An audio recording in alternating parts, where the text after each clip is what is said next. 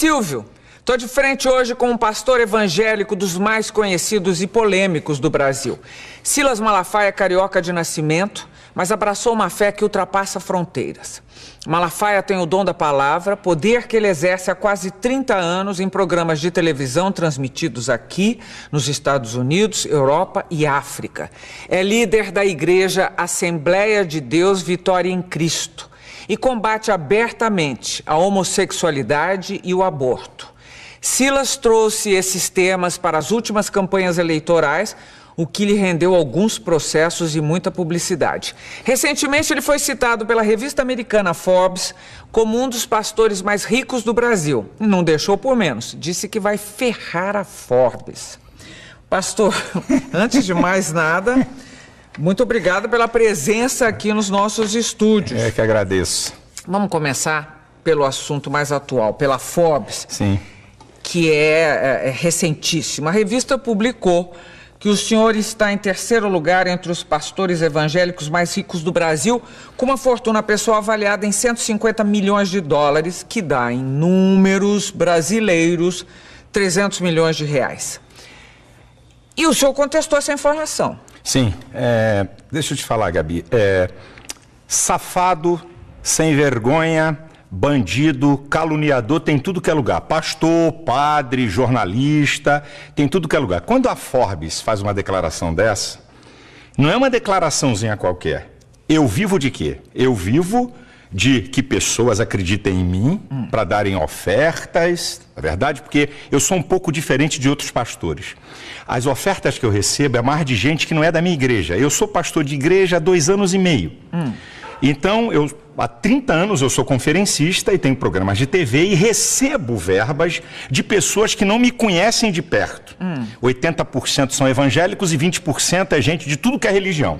Então, quando eles falam isso, o que subentende? O ser humano é um ser inteligente, que raciocina, que pensa. Peraí, esse cara tem 300 milhões, está roubando de gente. Não, roubando não. Está metendo a mão. Mas eu gosto de ser, desculpa, eu sou muito franco. Esse cara está com essa grana toda porque está metendo a mão em alguma coisa. Aí vamos lá. Onde é que está a mentira e a safadeza? Primeiro, minha declaração do imposto de renda, eu vou fazer porque você tem credibilidade. Estou sendo honesto. Se eu tivesse no outro programa, um outro jornalista, mas como você é uma jornalista de muita credibilidade, então exclusivamente aqui para você, aqui, e no meu programa de TV, porque eu não devo nada, não tenho nada a temer, eu tenho aqui o espelho de bens do meu imposto de renda, tá aqui, coisa sigilosa que ninguém dá, ninguém abre, eu estou aqui com ele. O meu imposto de renda, depois você pode olhar o final, onde diz sobre o patrimônio que eu tenho, é 4 milhões de reais. Nesses 4 milhões de reais, tem 2 milhões do capital da editora Central Gospel, porque você é obrigado a declarar o capital, né? Quando você abre uma empresa, qual é o capital dessa empresa? Então, isso entra no imposto de renda. Então, eu tenho uma casa, 6 apartamentos, 3 meus filhos moram, 3 eu comprei em comodato de construção, que ainda faltam 30 prestações em Vila Velha, de um construtor evangélico. Eu tenho um apartamento em Boca Raton, que está aqui a declaração de bens do Banco Central, ela está aqui. Comprei por 149 mil dólares para pagar em 30 anos. Se eu pegar esse patrimônio atualizado, porque você na declaração do imposto de renda, você põe o dia que você comprou. Mas se eu pegar isso e atualizar o valor que vale a minha casa, que aqui está por 800 mil, porque foi quando eu comprei, eu vou ter aqui de patrimônio atualizado de valores de hoje, 4 milhões e meio, ok? Aqui tem 4 milhões porque tem 2 milhões da minha participação na minha empresa. Então, se eu tirar isso e atualizar, então o que a Forbes está falando, primeiro, é mentira. O jornalista, o correspondente, eu acho que ele vai perder o emprego, porque eu vou processar a Forbes nos Estados Unidos. Eu não vou processar aqui. Aqui não tem graça. Eu vou fazer doer lá. Porque eu acho uma safadeza você denegrir, porque se eu tivesse, eu também diria. Porque há 25 anos eu não tenho salário de pastor. Eu sou pastor há 30 anos, tive salário por 5 anos, não que seja pecado errado, é bíblico. A Bíblia fala até que o pastor tem que ganhar muito bem, pela Bíblia, que ele tem que ser muito bem tratado. Mas há 25 anos eu não tenho salário de pastor. Há 25 anos eu vivo de quê? Como conferencista, eu talvez seja o pastor que mais oferta ganho quando prego fora, porque estou na televisão, essa coisa toda, e da minha editora. Para você ter uma ideia, nos últimos 5 anos eu vendi mais de 1 milhão de livros meus por ano. Mais de 1 milhão. Eu sou o pastor que mais vendo livros, eu sou o pastor que mais vendo palestras em DVD e em CD. Então, eu não posso aceitar que uns caras venham dizer uma coisa com o objetivo, que esse é o objetivo, é colocar um bloqueio na sociedade, que tudo que é pastor, o que ele tem, ou foi roubado dos fiéis, que é um bando, desculpa a expressão, de otários, certo? Então, eu fiquei nervoso com esse negócio. Eu vou contestar um pouco. A revista Forbes é uma revista que trata basicamente de fortunas. Não é novo, é associado à religião, a todas as religiões, digamos, não estou isentando a católica, as religiões são associadas a fortunas. No caso da evangélica, associada ao dízimo pago pelos fiéis. E aí levanta-se a questão tem sempre esse mistério do dinheiro em torno da religião evangélica, que vem do dízimo, etc e tal, que sustenta as igrejas. Também vem com dízimo. Também, estou dizendo. Dízimo também. Não é obrigatório, mas tem. Verdade.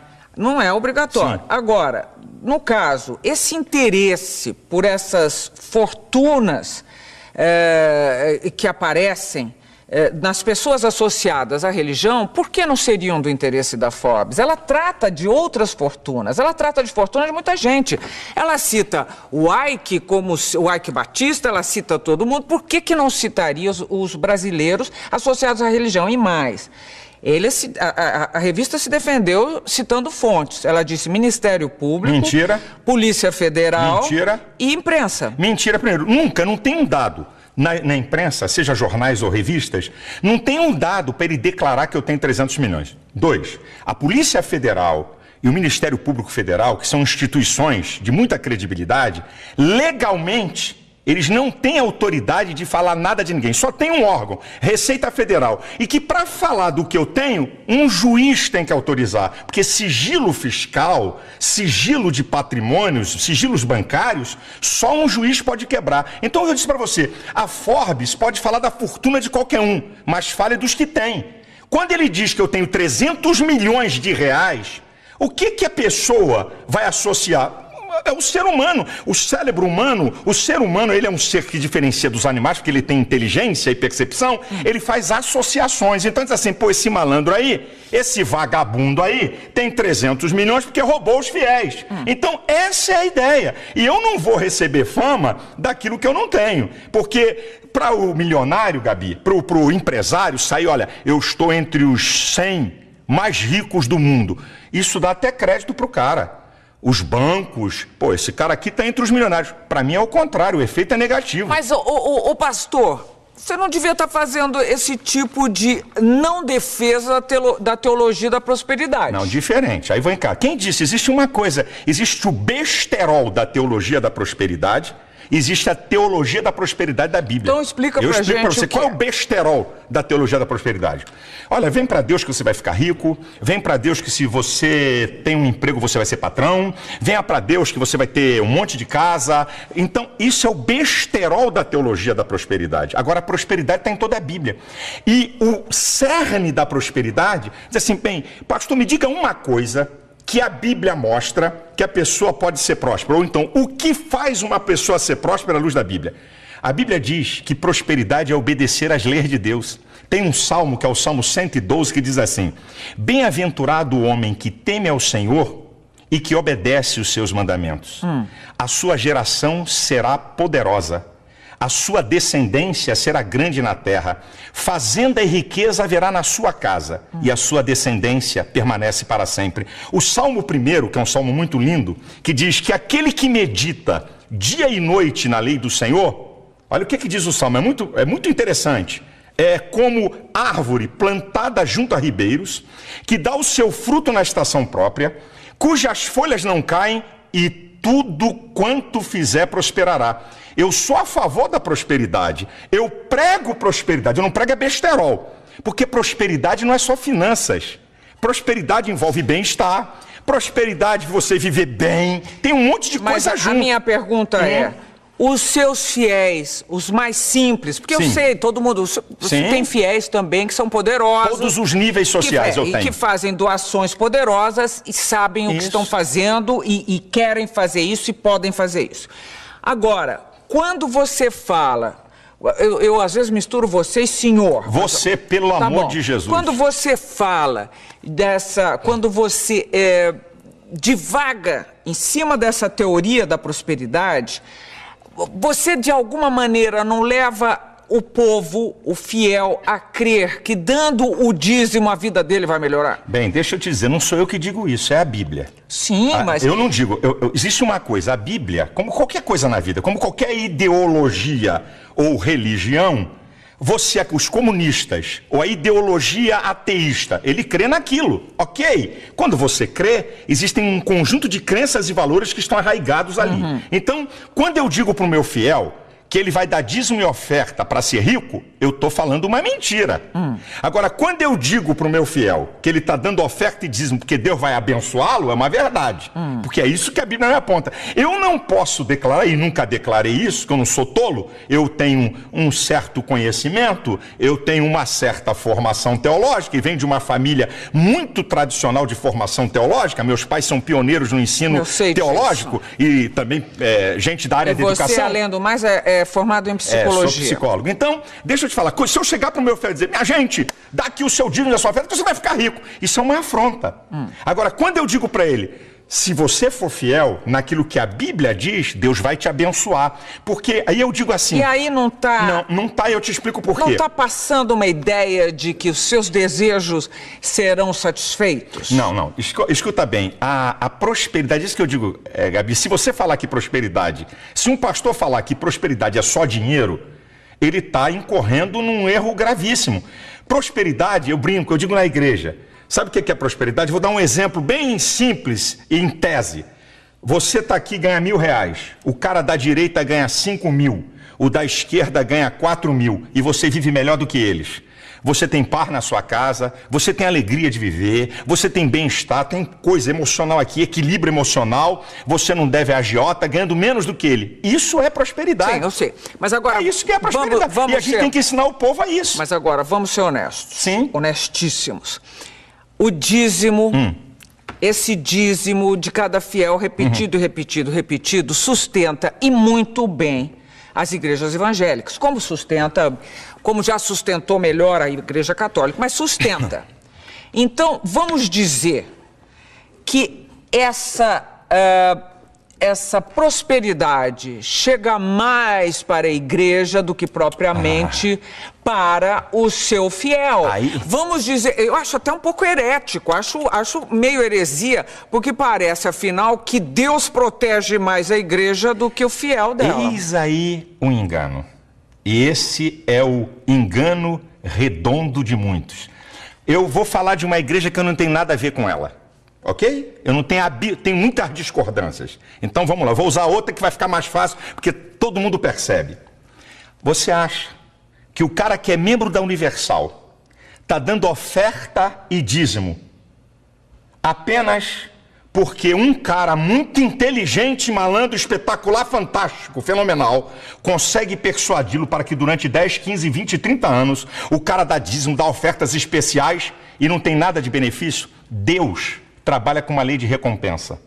O apóstolo Paulo diz uma coisa linda, ele diz assim, olha, uma coisa eu faço, eu deixo as coisas que para trás ficam e eu prossigo para as que estão na minha frente pelo prêmio. Você sabe que Deus, ele fala de uma lei de recompensa o tempo todo, porque Deus conhece o ser humano. Mas então, qual é a recompensa? Qual é a recompensa? Eu mostro para você, e você pode ir em qualquer igreja. Esse é o engano de muita gente. Você pode ir em qualquer igreja.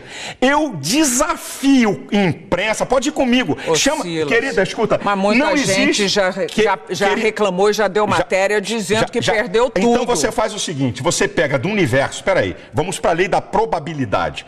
Então, você tem um grupo, é assim que se faz as pesquisas. Você tem um grupo de 1.000 pessoas, onde 30%, não vou nem ser mais, 30% abandonou a fé, reclamou que perdeu tudo. Agora, você tem um grupo de 1.000 pessoas onde 1 ou 2 estão reclamando. Esse número, Gabriela, não é pastores, não somos nós, eu não mudo vida de ninguém, eu não transformo ninguém.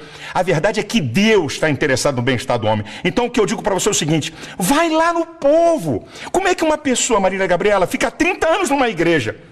40 anos numa igreja, dando oferta e dízimo e não tem benefício nenhum. É um imbecil idiota. Não. Então, como é que é isso? O maior beneficiado são as pessoas e não a igreja. Eu acho que encontra um conforto, um tipo de conforto. Encontra muito mais. Bom, um conforto, um estímulo. Mas... Gabriel, Silas, você falar que alguém não vai ficar numa igreja por uma pessoa, eu garanto pra você, quem está nos vendo aqui, está achando você muito mais interessante do que eu, porque existe uma capacidade de liderança, uma maneira de se expressar que faz um líder. Mas você não consegue segurar uma pessoa há 30, 40 anos dando dinheiro. Você até consegue isso para te seguir. Mas o cara dando bens... Agora, o que acontece? Vamos lá, quais são os graves problemas da sociedade? Drogas é um grave problema, correto? Um gravíssimo problema, que nem eles sabem o que vão fazer, tá? Bebida, 1 em cada 4 jovens... É droga, eu quis separar, né? Porque a bebida é uma droga diferenciada, né? Muito diferente, a gente pensa que é mais leve, que é legal. Então, você tem... as drogas não licenciadas, boa a tua ajuda, e tem a droga legal, problemas. Quais são os problemas? O desarranjo familiar. Minha filha, a igreja trabalha para recuperar essas pessoas sem o Estado dar R$1 no de graça para o Estado. Então o cara, Gabi, nós temos essa experiência, o cara tem um único filho. Ele diz, eu daria tudo o que eu tenho para tirar esse cara da cocaína. Eu daria tudo o que eu tenho para tirar esse cara do crack. Eu daria tudo para tirar meu marido da bebida. Aí vai para a igreja.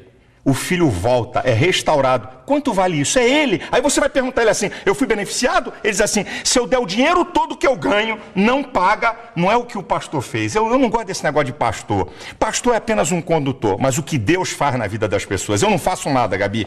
Eu creio num Deus que faz. Ô Silas, mas agora vou terminar esse bloco. Mas você anda de avião? Sim. Você é uma igreja que tem avião próprio, você citou um apartamento nos Estados Unidos, e em uma outra matéria que eu li sua, você dizia que alguns apartamentos a pagar há 30 anos.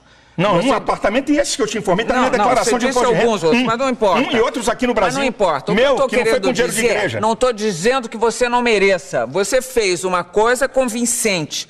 Mas o que eu estou querendo dizer é se não é herético imaginar que você foi mais favorecido do que quem está esperando também. É porque você não conhece as ovelhas e os membros das igrejas, o que aconteceu na vida deles. Você não tem ideia disso.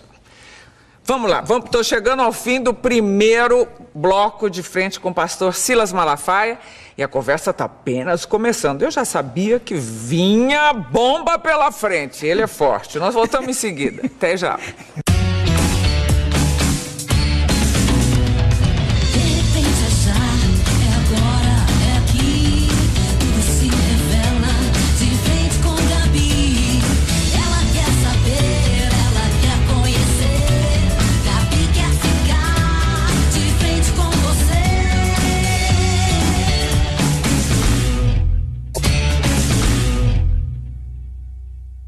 De volta e de frente com o pastor Silas Malafaia. Agora vem bomba. Vamos lá. O pastor, o Silas.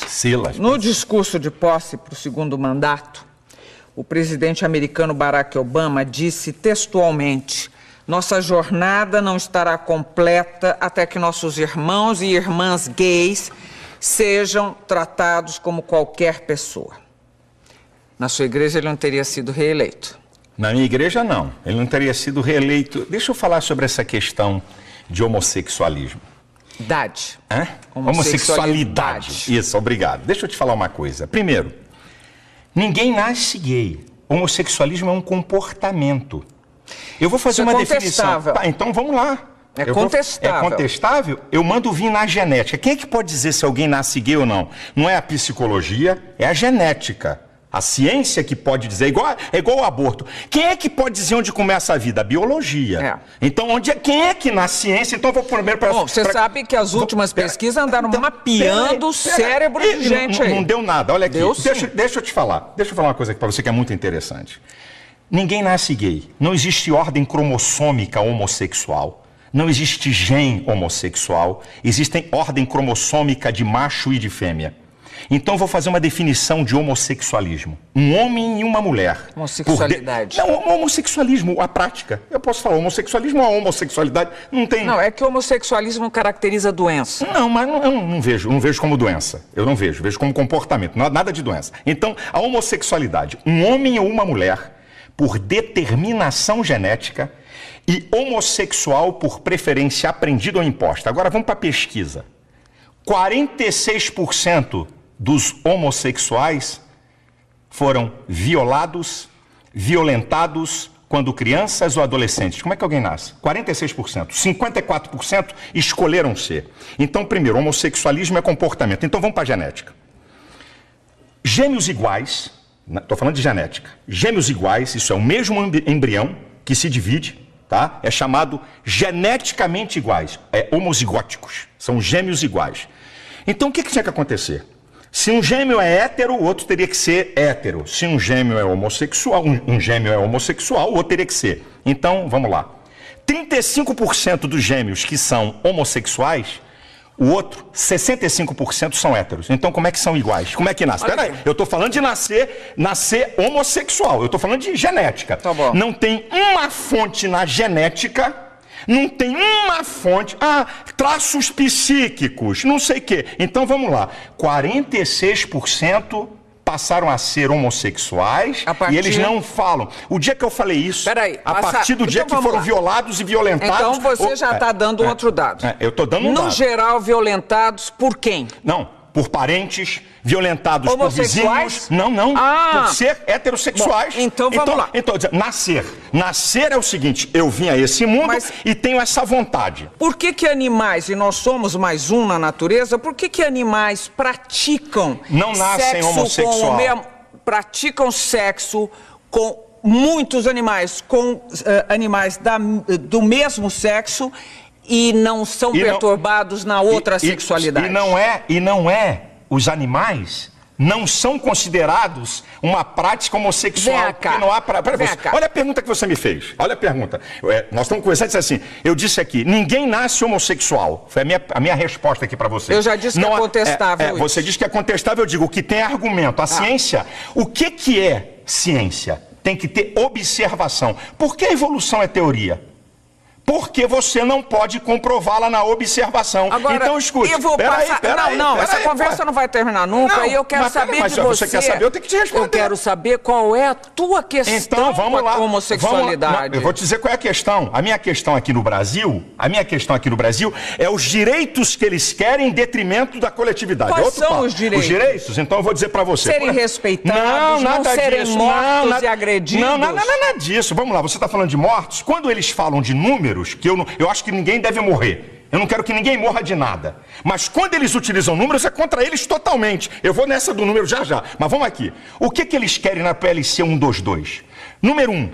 Lá no artigo 20, parágrafo 5º, está dizendo o seguinte, que se um homossexual sofrer constrangimento vexatório de ordem ética, moral, filosófica, tá lá. Então, ok?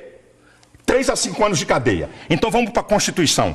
Artigo 5º, inciso 8. Ninguém será privado por convicções filosóficas, religiosas e políticas. Então quer dizer, o que é... No caso deles, que eles estão querendo ser tratados como os outros. O que é constrangimento filosófico? Quem é que define isso? Significa o quê? Se olhar para a cara de um homossexual mal, olha, você está me constrangendo filosoficamente. O que é isso? Que papo é esse? Pera aí um instantinho, O artigo 8, a linha... exagerando, é o que está lá. Artigo 20, parágrafo 5º. Não, você está... Aqui, ó. Não, eu tô com ela. Não, aqui, você quer que eu leia? Mas a interpretação que você está dando... A interpretação O meu medo é que o que você fala com toda a propriedade e convicção possa... Como você disse, não tenho nada contra homossexuais, você já disse mais de uma vez. Não tenho nada, não quero que eles sofram violência, etc. Nenhuma, Salom. Mas acontece que não todas as pessoas têm a formação que você tem ou têm um tipo de disposição esclarecida. Você, falando com essa convicção e desta forma e com essa sua interpretação, pode eventualmente estar influenciando pessoas que vão sim praticar violências contra homossexuais. Então vamos cortar programas de televisão, vamos cortar novelas, vamos cortar filmes que tem ação, porque vai influenciar alguém a matar. Aí a sociedade para. Então a televisão vai ter que parar agora, vai ficar só Marília Gabriela. Porque tem entrevista. O cara que mata não vai poder mais filme na TV. Você acha que os homossexuais que pagam impostos, trabalham não têm direitos, os mesmos direitos que você Eles tem? têm. Se eu tomar um tapa na cara, É igual um homossexual tomar um tapa na cara. Se alguém me xingar, a lei tá igualzinha pra eles se alguém xingar eles. É igual, não tem filha. sido dessa maneira. Não, se não tem sido... Não tem sido. Se tivesse sido até agora, eles não estariam atrás de uma lei que os protegesse, olha, eu vou dizer uma Silas. coisa. Eu fui ofendido com a suástica na reunião da comissão de cidadania. Botaram o meu nome com a suástica, que é crime no Brasil. Eles querem uma lei para atacar, xingar, atingir quem eles querem, estarem protegidos acima de todos. Uma vírgula para eles. Então, eles não estão atrás apenas... Você quer ver uma outra? A linha B do artigo 8 da PLC 122. Ninguém pode impedir a afetividade de um homossexual, transgênicos, bissexuais. Este direito será dado aos demais cidadãos. Quer dizer, a preferência passou a ser deles. Então agora eu vou para o campo da realidade. O lugar do culto é protegido pela Constituição. Tá certo? Lugar do culto, lá dentro do culto. Ninguém entra, ninguém faz bagunça que vai dançar. O pátio da igreja não. Então o que significa que essa lei estiver aprovada?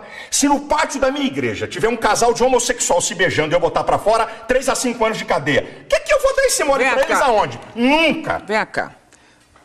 Os seus fiéis, imagino, entre eles deve haver homossexuais. Que foram ou que estão buscando sair. Mas existem. Que estão buscando sair. Entre os pastores também. Se houver... Pela lei da probabilidade. Olha, se tiver pastor homossexual, Deus fala na Bíblia, adultério, homossexualismo, prostituição, o cara é passível de ser excluído daquela congregação. Então, se um pastor tiver um caso com uma mulher, ele perde o cargo de pastor. Se um pastor tiver um caso de homossexualismo, ele perde o caso de pastor. Se um pastor for solteiro e tiver uma relação sexual com qualquer uma, vai perder o cargo. Então, a Bíblia trata do mesmo nível. Algum do fiel seu homossexual chegou a conversar com você sobre esse assunto ou não existe sequer conversa a respeito? É claro, pede socorro. Olha, a igreja está lotada de gente Você, como psicólogo, chegou à conclusão de que um homossexual deve e pode ser realmente... Olha, eu vou pedir, desculpa a minha ousadia de falar com você. Um dia, Gabi, traga aqui Joide. É um pastor que foi travesti na Europa, está casado há 12 anos, que eu falando é uma coisa. Você tem que ver, ele tem foto, ele como travesti, bonitão, peitão, colchão, babababá, ele tem as fotos... Ouça alguém que foi reorientado. Você aceita que ele podia ser um bissexual? Não, conversa com ele pra você. Não, eu tô perguntando se você aceita que ele podia ser um bissexual. Pode ser um bissexual. Agora, mais grave vai botar do que 380 de peito, vai botar bumbum e coxa e ser bissexual. Mas olha aqui, vem. Não virou, depois não casou e tudo? Casou. Agora, eu vou fazer uma pergunta pra você. Você não acha outra vez, eu acho um pouco herético, que criaturas de Deus, digamos, sejam julgadas em nome de Deus? Que autoridade, que autorização deu ele para qualquer ser humano ficar julgando o outro nesse nível? A autoridade não é para julgar a pessoa. A autoridade da Bíblia é para condenar pecado. E eu vou dizer uma coisa para você. Você sabia que Jesus falou mais sobre o inferno do que sobre o céu nos evangelhos? Jesus falou mais. E por que Jesus falou mais sobre o inferno do que sobre o céu? Para mostrar o perigo que é ele e para quem vai para lá. Então a Bíblia define o que é pecado. Então eu não estou aqui para acusar A, B ou C, mas eu estou aqui para condenar o pecado. Então, na minha visão, ok? Da minha crença e valores, da minha visão espiritual, do que eu creio na Bíblia, a homossexualidade, o adultério, a prostituição são pecados claríssimos à luz da Bíblia. Então, um casamento que não der certo para você também tem que continuar lá para sempre. Não. A pessoa não pode se separar e fazer outra família com outra pessoa. A Bíblia dá. Mas essa interpretação, essa interpretação é muito fortuita. Não. Quando você diz assim, eu estou aqui para defender a família. Tem vários divorciados. Mas quando você diz, eu estou aqui para defender a família, eu quero saber que família é essa, que conceito de família é esse, que desde a época de Cristo não foi revisto. Que conceito de família? Toda a história da civilização humana, toda a história, o que eu estou te falando é antropológico, sociológico e teológico. Toda a história da civilização humana está sustentada. Um homem, uma mulher e sua prole. Você está passando pela Grécia Antiga também. Filha, eu estou falando da história, é isso. Que tinha homossexuais, a história da humanidade é isso. É isso aqui. Na faculdade, eu acho uma Mas você sabe que tinha homossexuais sempre. Em todos os tempos, que desde que o homem, na época de Noé, quando Deus mandou o dilúvio, a depravação moral era de altíssimo grau. Deixa eu dizer uma coisa, Gabi. O que muda é a tecnologia. O homem é a mesma coisa, com suas loucuras, com seus desejos, é a mesma coisa. O que muda é a tecnologia. O ser humano é a mesma coisa. Então presta atenção, a Bíblia, eu estou falando de Bíblia do que eu creio. Eu estou falando daquilo que eu creio do que a Bíblia fala. A Bíblia é um livro para quem quer crer ou quem não quer crer, que é um direito de cada um. À medida que eu sigo aquele livro, certo? Que eu creio que é a palavra de Deus, porque é a única fonte de conhecimento filosófico, teológico, científico e vulgar. Não tem outro livro no mundo que tenha essas 4 fontes de conhecimento. Só a Bíblia, certo? Nenhuma verdade científica da Bíblia até hoje foi derrubada. Nenhuma delas. Então, quando uma pessoa, certo? Na igreja, uma pessoa... Estou falando da família. Vou voltar para a família. Então, a família nuclear... Na faculdade, é isso, tá aqui me lembrando o que eu estava falando. Na faculdade eu ouvi. Durante 5 anos, eu ouvi isso que eu vou te falar. A criança, quando nasce... O primeiro objeto de amor dela é a mãe. Ela faz ruptura dela com a mãe a partir da figura paterna. A partir da figura paterna, a criança faz diferenciação entre ela, a mãe e o mundo. Eu cansei de ouvir isso. Sabe de Freud, que tanto falam? Freud estudou o caso de uma paciente homossexual e descobriu que ela é homossexual pela relação dela com o pai. Manda rasgar o compêndio de Freud. Manda eles rasgarem. Tá lá, estudo de Freud. Ele reorientou a mulher e ela passou a ser heterossexual. Então vai dizer que não pode ser reorientado? Quem disse que todo mundo... Eu não tô aqui, Gabi, eu não tô aqui para impedir ninguém de ser homossexual. Eu não tô aqui para impedir ninguém de adulterar. Eu não tô aqui para impedir ninguém de se prostituir. Isso é problema de cada um. Olha, eu vou fazer vou propor um problema a você, que é contra, inclusive, o aborto, a legalização do aborto. Supondo que nasça uma criança e que a mãe dessa criança não vai poder criá-la. Um casal homossexual se dispõe a criar essa criatura, que senão vai ficar jogada à disposição do que seja, numa instituição que vai tratá-la mal. Você acha que ainda assim um casal homossexual não pode ter essa criança e fazer dela um belo cidadão, uma bela cidadã e criar um ser humano digno, com todos os seus direitos, com toda a sua inteligência, com toda a sua com todo o seu amor e compaixão pelo outro? Primeiro, tem mais na fila casais héteros esperando criança? Não, eu não estou perguntando isso para você, eu estou perguntando conceitualmente. Eu estou falando das novas famílias. Eu não acredito que 2 homens possam criar uma criança perfeita no sentido total que você quer, como um ser. Eu não acredito, porque eu acredito que Deus fez homem e mulher e esses seres é que se completam. E tá na França, ninguém chamou de fundamentalista, hein? Silas, ninguém chamou de fundamentalista. As famílias mudaram. Querida, a sociedade como um todo mudou. Vamos ver daqui a 50, 60 anos o que vai acontecer. Mudou tudo, daqui a 50, 60 anos. Mas daqui a 50, 60 anos, o que é que pode acontecer? O que pode acontecer? Crianças que essa questão de adoção é agora nova, 10 anos, 12 anos, não tem mais do que 15 anos isso no mundo. Então, não adianta agora vir com fotografia de jornal e mostrar 2 caras com uma criança feliz. Essa história para mim não me convence. Não estou falando só disso, estou falando de 2 mulheres ou 2 homens. Eu acredito que 2 homens e 2 mulheres tenham capacidade para desenvolver um ser humano. Não acredito. Eu acredito que um homem e uma mulher... Eu não acredito nisso. Eu conheço muitas pessoas que foram criadas dessa forma. Daqui a uns 30 anos você pode me dizer alguma coisa. Você já está pré-julgando, Silas. Você é Deus, você está julgando e pré-julgando. Não, você está pré-julgando. Eu estou dizendo sobre o que eu aprendi. Você está dizendo que uma criança ali criada, daqui a 30 anos vai ser o quê? Eu não sei, tem minhas dúvidas. Você está falando, vai ver o que vai acontecer. Assim como uma criança ser criada por leviano, um pai leviano, eu tenho minhas dúvidas sobre ela. Um pai bandido que bate na mulher. Tenho minhas dúvidas. Uma família que tem um pai maldito. Tenho minhas dúvidas. O que é que vai dar essa criança? Eu até acredito que o ser humano, por ele ser um ser inteligente, ele possa romper uma história e construir uma história nova. Não significa que filho de bandido vai ser bandido e filho de bacana vai ser bacana. Um cara pode romper a sua história para pior e para melhor. Agora, eu estou falando aqui na tese que você está me apresentando. Das novas famílias. Da tese. Eu posso defender as minhas teses com a maior veemência possível. E não significa que eu odeio as pessoas. Eu sou muito veemente para defender meus princípios. É meu jeito. Você mesmo já falou, eu sou polêmico, meu jeito. Eu defendo com muita vontade. Agora, Eu amo profundamente. Uma vez um repórter perguntou assim para mim, pastor, vamos lá, se seu filho fosse homossexual, como é que o senhor agiria? Eu disse para ele, eu amaria 100% e discordaria dele 100%. Quem disse que amar Você ia é dizer fazer um amém? inferno da vida do seu filho. Não ia não. Nessa. Eu ia mostrar a ele, eu ia tentar ajudá-lo com o meu amor. Sabe por quê, Gabi? O ser humano pensa que amar é falar que o outro quer ouvir. Supondo que ele não conseguisse... Vai continuar o caminho dele. E você ia continuar enlouquecendo seu filho. Não, isso aí você me julga. Agora você falou isso. Eu disse que eu vou discordar 100%. Eu vou discordar mesmo?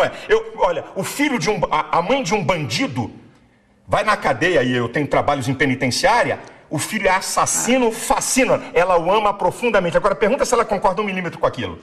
Concordar com uma prática é uma coisa, amar a pessoa é outra. Eu amo os homossexuais, mas discordo 100% de suas práticas. Então repita isso, por favor. Eu amo isso, eles sabem. Não, diga de boca cheia. Não, eles sabem, eles não são bobinhos, não. Eles sabem. Então diga. Eu amo os homossexuais, como amo os bandidos, amo assassinos, vambora, eu aumento o leque, porque eu amo, porque o ser humano, Gabi, o ser humano é a coisa mais importante. Veja, você está colocando o homossexual lá de bandido, assassino, todas as pessoas, não, mas para dizer, olha, eu não gosto de uma prática, então estou dizendo para você. Peraí, vamos lá, vamos parar aqui, porque nós temos mais um bloco pela frente. E eu juro que não vou bater nele. E ele não vou deixar que bata em mim, não.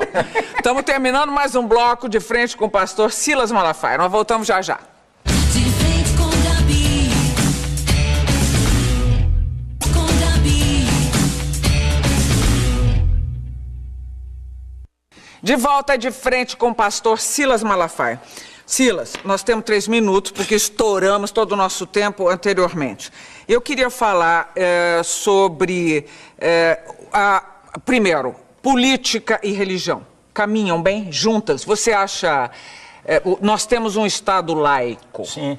Agora, os evangélicos É laico, têm... mas não é laicista. Vai daí é laico, que... mas não é laicista. Vai daí que... Vai daí que, assim como um ateísta pode, com as suas convicções, trafegar na política, eu também com as minhas convicções religiosas posso. O que eu não posso é querer fazer com que a minha religião seja dominante, entre pela goela das pessoas. Agora, eu como cidadão, porque o que você é e eu sou? Mas você não quer ser político, por exemplo? De jeito nenhum, nunca serei. Mas quer influenciar na política? Com toda certeza, não só na política, na sociedade.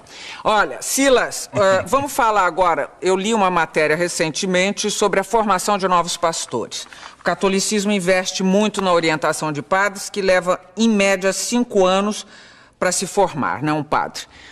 Como é a formação na sua igreja? Na minha igreja, o pastor, né, para eu poder consagrar o camarada pastor, no mínimo, no baratinho, ele tem que ter um 2º grau, com um curso básico teológico, no mínimo. E o curso básico é o quê? É um curso 2 anos? 2 anos, é um curso básico. E na igreja eu tenho um curso para prepará-lo, que também é um curso, não é de muito tempo, leva aí uns 4, 5 meses, para poder dizer para ele o que a igreja pensa, o que a gente é, como é que é. Isso é o seguinte, é uma caminhada para eu chegar, porque esse é o meu sonho, para eu chegar no nível... Agora ainda não dá, não cabe, não tenho como fazer isso, mas na minha igreja já vai chegar para o cara ser pastor, vai ter que ter um bacharelado de teologia para ele poder ser pastor.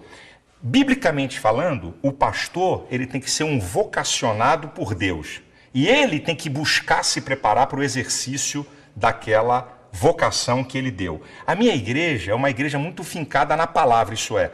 Lá não tem blá blá blá de conversinha fiada. O cara tem que abrir a Bíblia e ensinar a Bíblia. Então requer nele preparo e conhecimento e pesquisa. Agora, Silas, eu quero eu juro, nenhuma capciosidade na pergunta. Quero que você me responda honestamente.